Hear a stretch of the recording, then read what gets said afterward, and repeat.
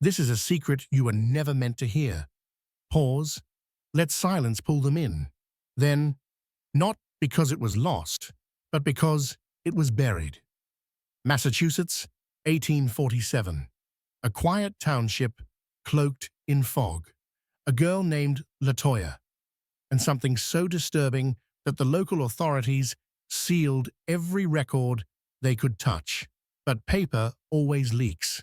Truth stains the soil.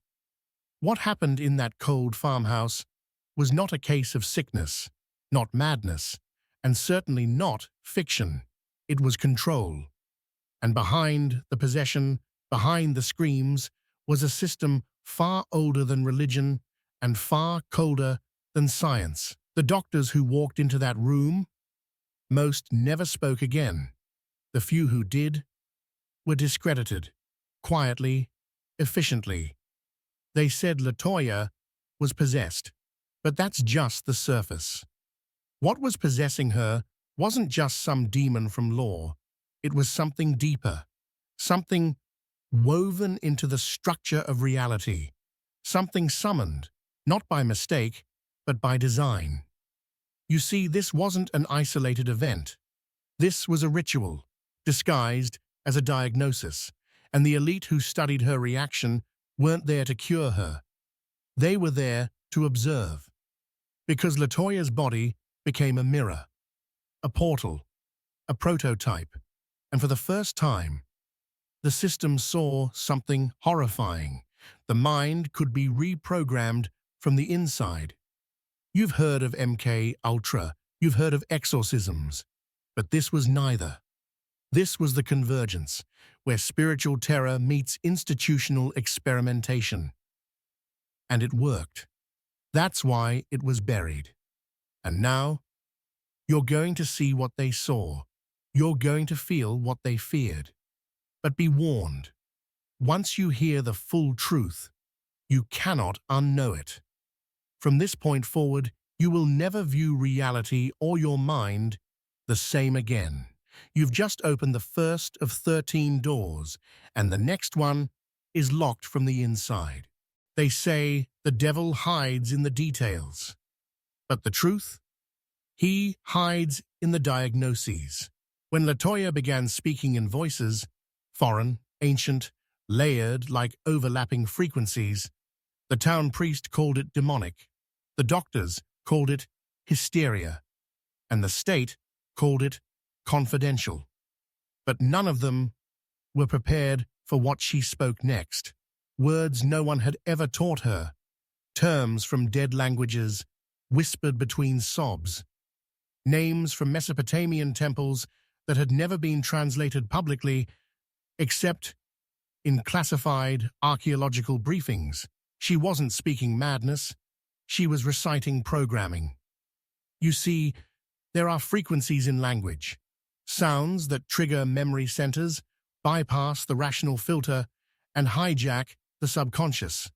Ancient empires, Babylon, Egypt, even Rome, used this knowledge to control the masses, not with weapons, with words. Latoya's possession wasn't chaotic. It was structured. Her convulsions happened at the same hour, every day. Her outbursts followed lunar cycles, solstice patterns. She was running a script. Now think. In 1847, there were no televisions, no screens. But the elite had something else. Early psychophonetics. Experiments in embedding suggestion through rhythm, tone, and symbol. Latoya was the vessel. They didn't want to cure her. They wanted to measure her.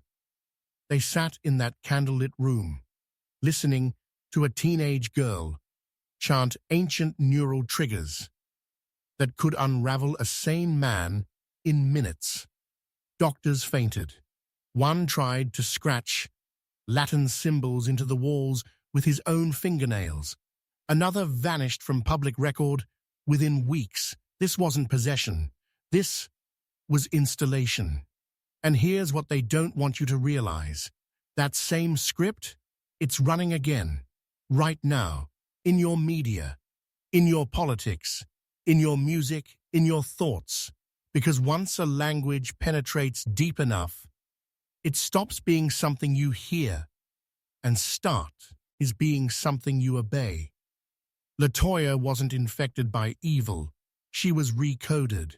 So now ask yourself, whose voice is running inside your head when you think you're alone? The doctors ran. The church silenced it. The state buried it. But you're still listening, and we've only just begun. You were not born free. That's the first lie they tattooed on your mind. From the moment you drew breath, there were hands around your consciousness, shaping, filtering, limiting. You were given a name, a flag, a history, but not the truth. Latoya's case in 1847 wasn't just an anomaly. It was a data point in a much older architecture, a system engineered not to liberate mankind, but to domesticate him. And behind that system, the architects, not politicians, not priests, not kings. These were the invisible elite, the few who understood that real power is not held through armies or money, it's held through belief. Let me ask you, what do you believe? In laws, in morality, in sanity, in God? Good. Now ask this, who gave you that belief? You see, the cage isn't metal, it's mental, and it was designed with precision. The symptoms Latoya showed, visions, voices, uncontrollable impulses, they weren't signs of delusion. They were symptoms of program resistance. Her mind was rejecting the code, and the architects took note, because when the programming fails, the human awakens. That's the great fear of the system. In 1847, they didn't have Wi-Fi, but they had the model, the blueprint of control passed down from Sumer, refined in Babylon, hidden in Vatican vaults and Ivy League libraries. A model of how to shape entire populations by attacking just one thing: perception. You think you see reality? No, you see a story, one built for you and sold as truth. Latoya's breakdown? It wasn't mental illness, it was an early awakening, a system glitch, and the punishment for breaking free? Erasure. Her town? Burned archives. Her doctors? Discredited. Her name? Almost vanished from time. But her story survived, in fragments, in folklore, in footnotes they never thought you'd read. And now, here you are, hearing it. You've begun to sense it too, haven't you? That itch at the edge of your reality, that hollow echo behind your own thoughts, that's not madness. That's the sound of your original programming cracking. In the next section, we trace the code, line by line. You ready? Or are you still afraid of what you might become when the illusions finally fall? You were not born free. That's the first lie they tattooed on your mind. From the moment you drew breath, there were hands around your consciousness, shaping, filtering, limiting. You were given a name, a flag, a history, but not the truth. Latoya's case in 1847 wasn't just an anomaly. It was a data point in a much older architecture, a system engineered not to liberate mankind, but to domesticate him. And behind that system, the architects, not politicians, not priests, not kings. These were the invisible elite, the few who understood that real power is not held through armies or money, it's held through belief. Let me ask you, what do you believe? In laws, in morality, in sanity, in God? Good. Now ask this, who gave you that belief? You see, the cage isn't metal, it's mental, and it was designed with precision. The symptoms Latoya showed, visions, voices, uncontrollable impulses, they weren't signs of delusion. They were symptoms of program resistance. Her mind was rejecting the code, and the architects took note, because when the programming fails, the human awakens. That's the great fear of the system.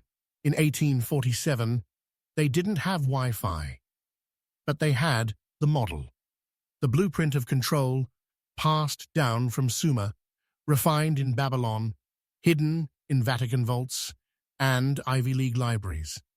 A model of how to shape entire populations by attacking just one thing: perception. You think you see reality? No, you see a story.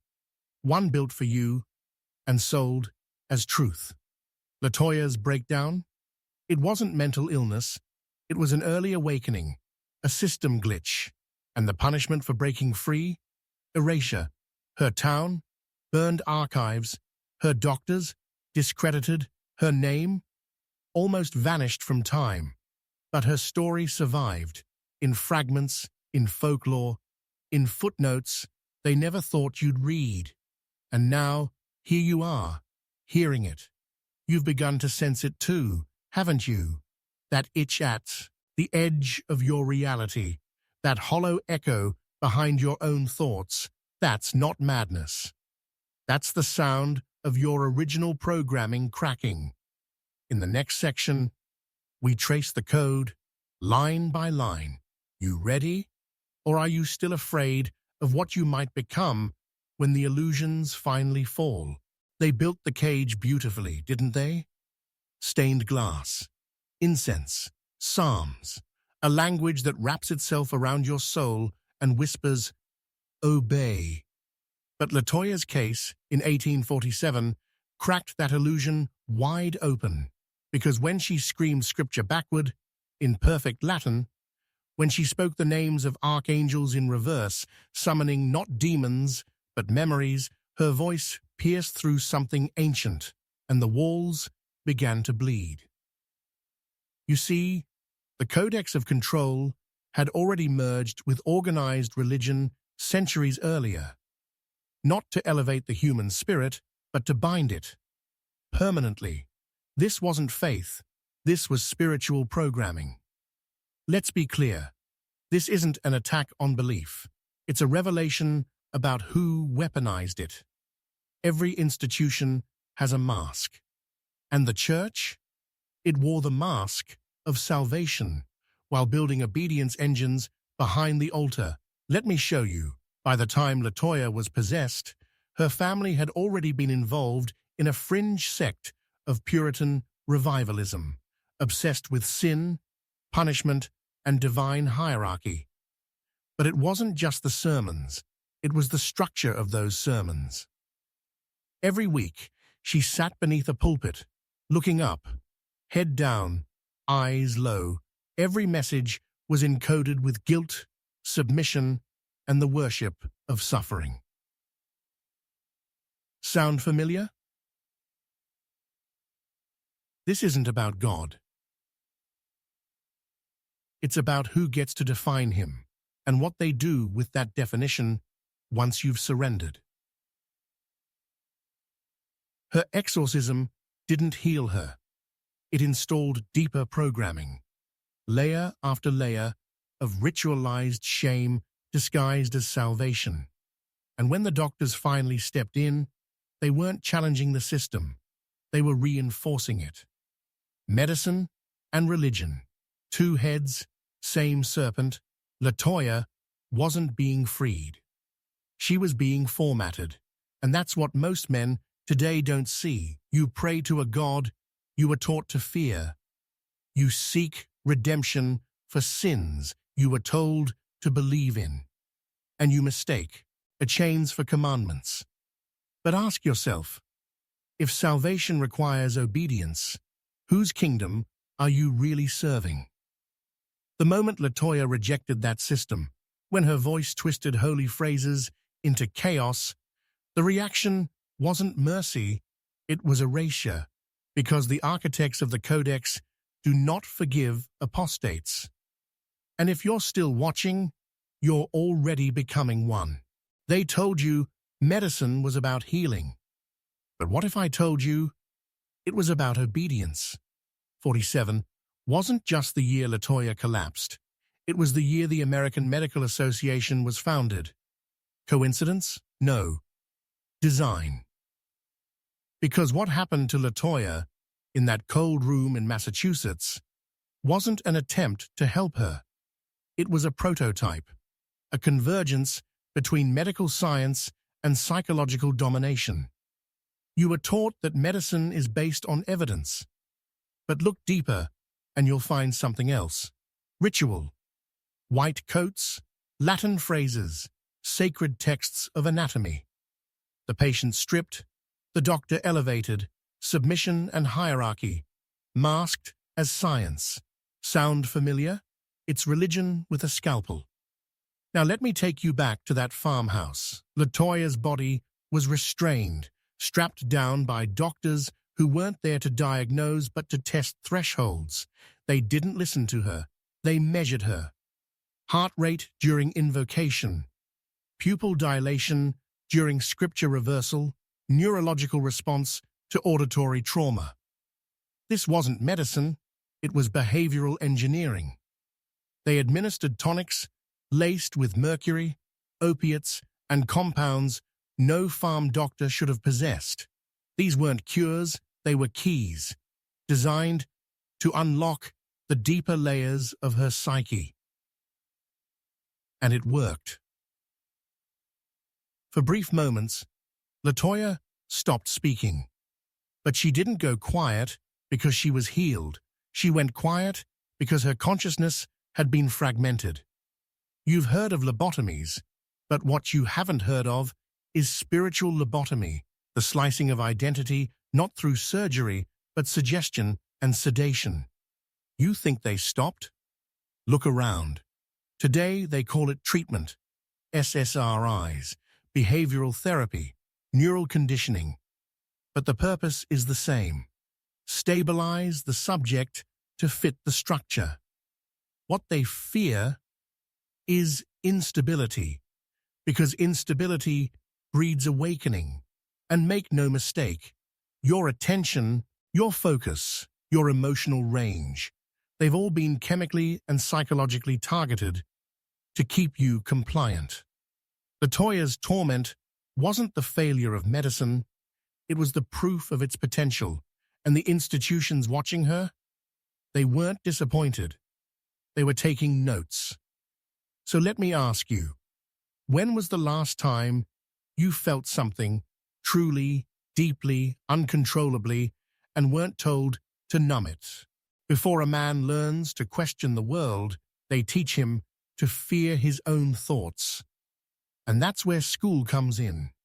While Latoya's body convulsed under the weight of spiritual and scientific manipulation, another system was rising silently in the background, the Prussian education model, the blueprint for what would become modern schooling in America. The goal? Not to educate, but to engineer obedience. And what they learned from Latoya, the triggers, the trance states, the collapse of identity, would find their way into chalkboards and bells, not just laboratories and churches. You ever wonder why school feels like prison? The bells, the lines, the permission to speak, the grading of worth, the repetition until rebellion fades. This isn't accidental, this is conditioning. In 1847, while medicine was dissecting Latoya's mind, early education boards were already forming a standardized template for youth development, funded by industrial tycoons and social architects.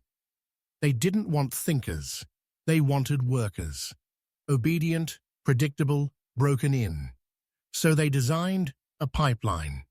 From imagination to memorization, from curiosity to compliance, from defiance to self-censorship. Latoya screamed when the program hit her too hard. But in classrooms, children don't scream. They internalize, because the punishment isn't fire and brimstone anymore. It's isolation, labels, ADHD, disruptive, underachiever. And the treatment? Pills, shame, detention. You see the pattern now, don't you? The Codex doesn't need to break you anymore. It just needs to train you to break yourself. Every boy is born wild, with fire, instinct, disruption, vision. But by the time he's 18, he's been taught to raise his hand to speak, ask permission to piss, and doubt every original thought he has. Latoya wasn't the only experiment. You were one too. The difference is, no one strapped you to a table.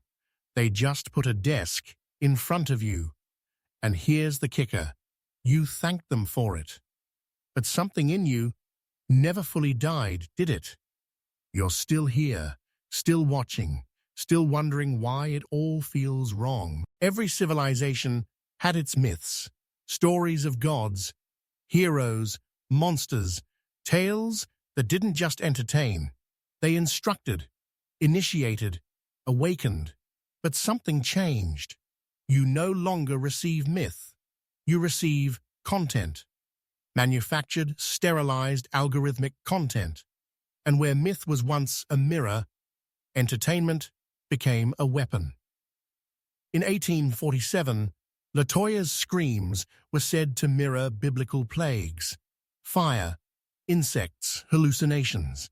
Her visions included symbols that later surfaced, almost identically, in Hollywood's horror films nearly a century later. Coincidence? No.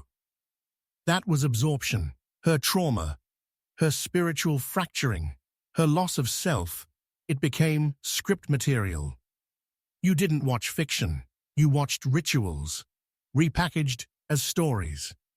You think the dark symbols in your favorite shows are just aesthetic?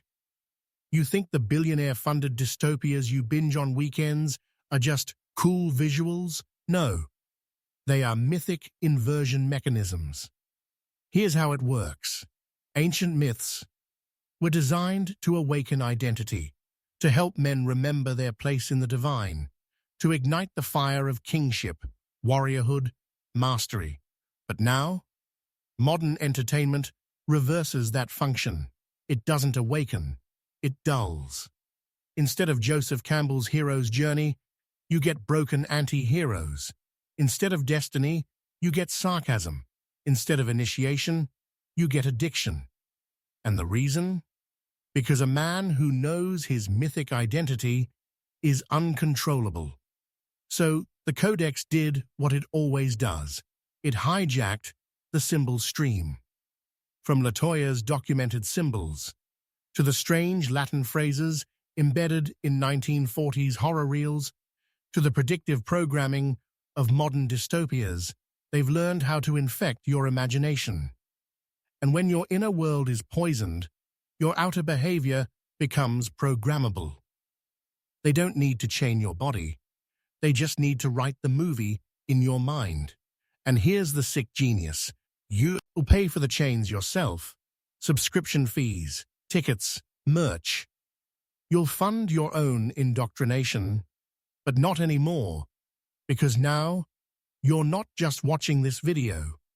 You're seeing through it all.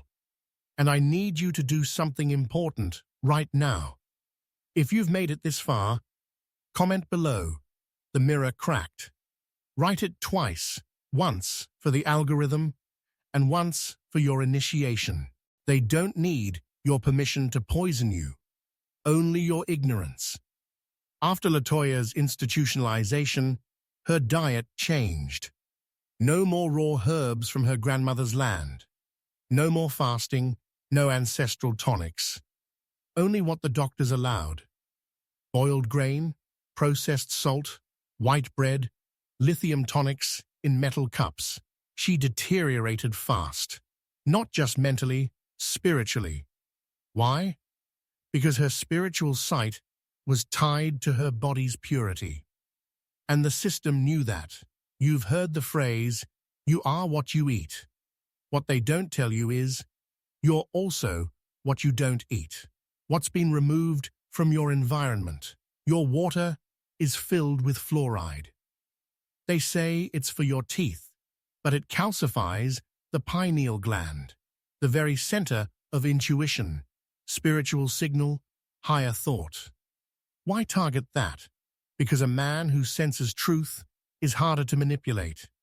Your food, saturated fats, synthetic sugars, seed oils. It's not just unhealthy, it's chemically depressive.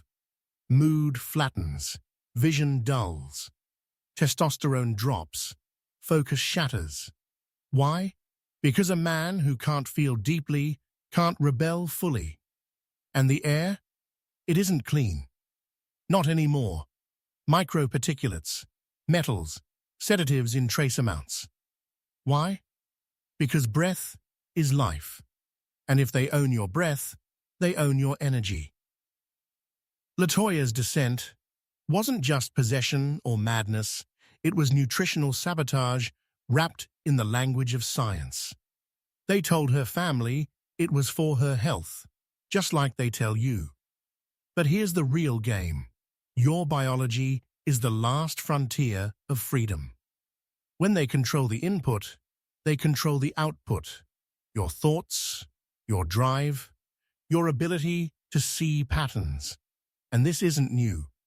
Ancient empires used diet to control slaves. The Greeks fed hemlock to the seers. The Romans cut meat from soldiers who questioned orders. The Codex learned well, and now they do it with fast food, pharmaceuticals, and poisoned skies. But here's what they can't erase. Your instincts. If you've been feeling like something's wrong, like your soul is suffocating, your fire flickering, it's not weakness, it's your body remembering truth. Sex used to be sacred, not in the shallow religious sense, but in the ancient, energetic one. It was power, creation, transcendence, the union of opposites, the fire that built dynasties and burned empires down. And that's why they turned it into a circus. Let me take you back. 1847. Latoya, in the final stages of her descent, began whispering strange phrases in Latin. Most were dismissed, but one caught a doctor's attention. Luxuria, velum ferrum. Lust is the veil, iron is the cage.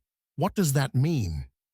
She was describing something prophetic, a vision of how lust, when untethered from meaning, becomes a weapon. That vision? You're living in it. You think modern sex culture is empowerment? It's industrial-scale, spiritual disarmament. Porn, hookup apps, hypersexualization of everything. It's not accidental. It's not just capitalism. It's engineering. Every scroll, every click, every dopamine spike, it's not just draining your focus, it's draining your will. The fire meant to fuel purpose is being bled off into empty release. And what happens to a man when his fire goes out? He becomes tame, docile, programmable. They've done studies. High porn consumers have lower testosterone, less ambition, more compliance. Coincidence? No. Because when you no longer guard your seed, you lose your throne. Latoya's possession episodes increased in severity after what they labeled a psychosexual event in confinement. They buried the files, but one survived in a handwritten note from a nurse. She was radiant, but empty, like something had taken the source. She wasn't possessed. She was depleted, and so are millions of men today. Because here's the hardest truth of all. They don't need to chain your body or your mind if they can chain your desire. But hear me now, and hear it deep.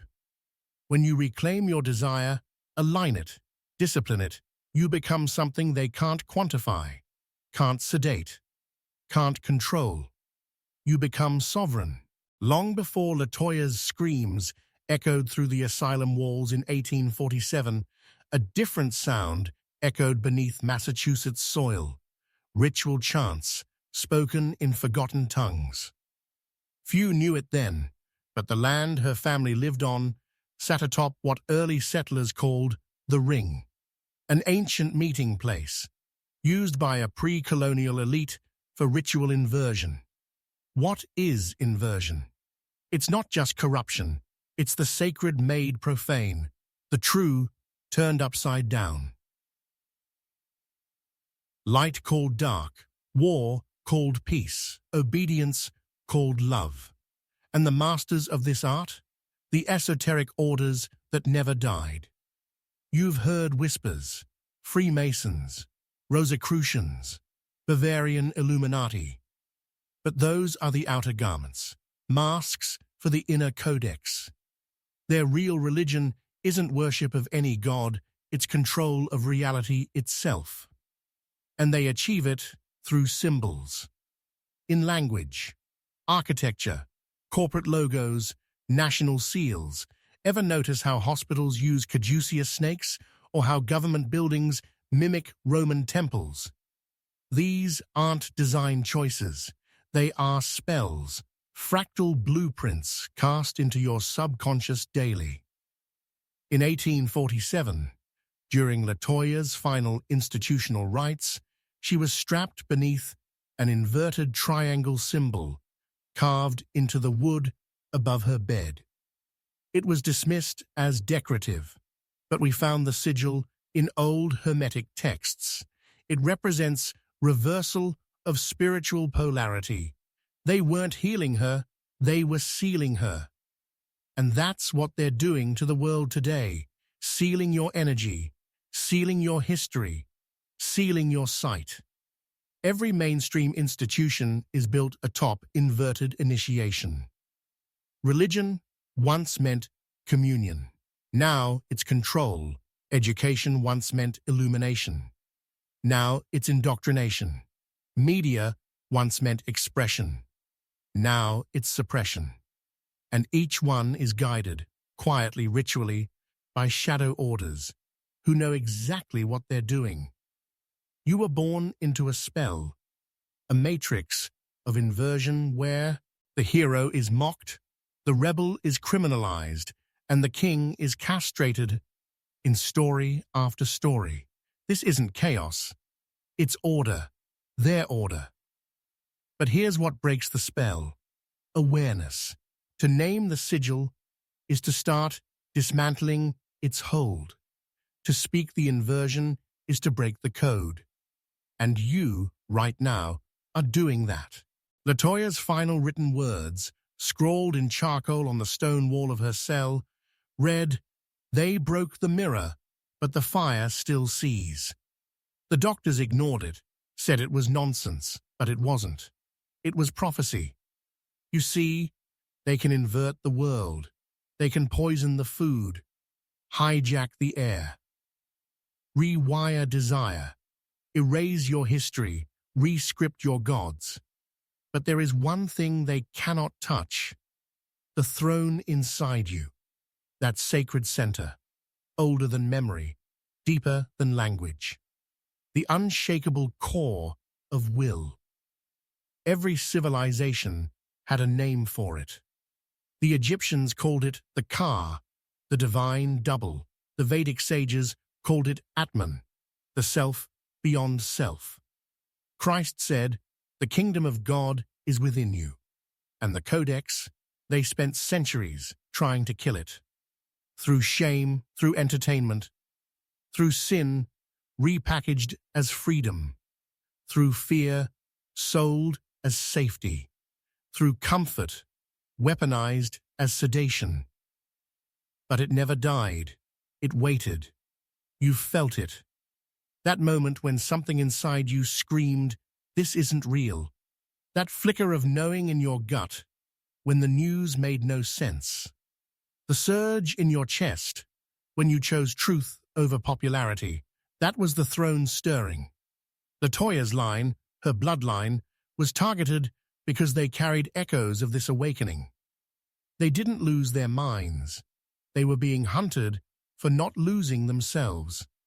The same force is in you, not metaphor, not myth. A real, untouchable sovereignty that no system can decode, sedate, or cage, but it must be claimed, not once, but daily, in every decision, every breath, every act of discipline, resistance, and truth. That's what they fear. Not your vote, not your outrage, not your guns. They fear your remembrance, because a man who remembers who he is can burn empires with a whisper. So now I ask you, not as content, but as a mirror, who sits on your throne? The algorithm? The appetite? The echo of a dead culture?